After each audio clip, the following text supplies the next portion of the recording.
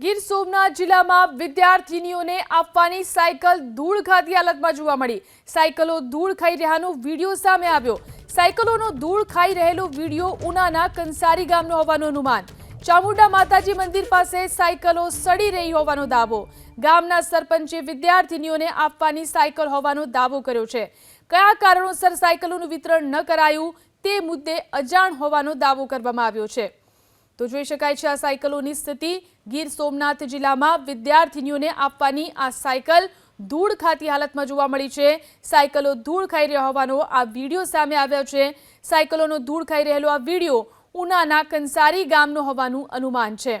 ચામુંડા માતાજી મંદિર પાસે આ રીતે સાયકલો અહીં સડી રહી છે। ગામના સરપંચે વિદ્યાર્થીનીઓને આપવાની આ સાયકલ છે તેવો દાવો કર્યો છે, પરંતુ કયા કારણોસર સાયકલોનું વિતરણ નથી કરાયું તે મુદ્દે તેઓ અજાણ છે। તો જોઈ શકાય છે વિદ્યાર્થીનીઓને આપવાની આ સાયકલ કઈ રીતે ધૂળ ખાઈ રહી છે। સાયકલો ધૂળ ખાઈ રહી હોવાનો આ વિડીયો ગીર સોમનાથનો છે।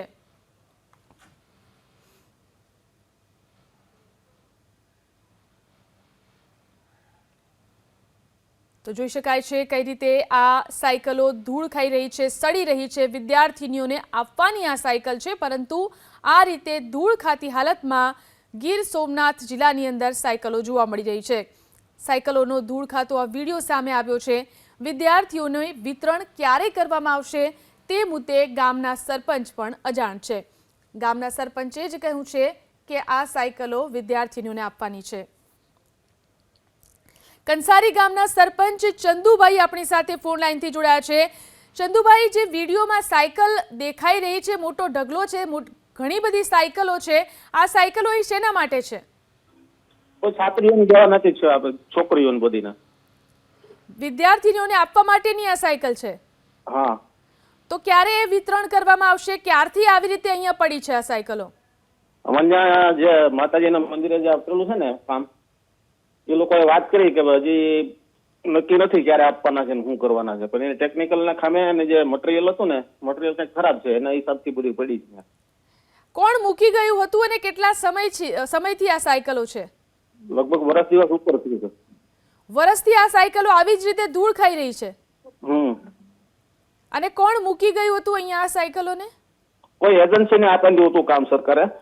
જી, એજન્સી વાળા બનાવેલું છે બધું।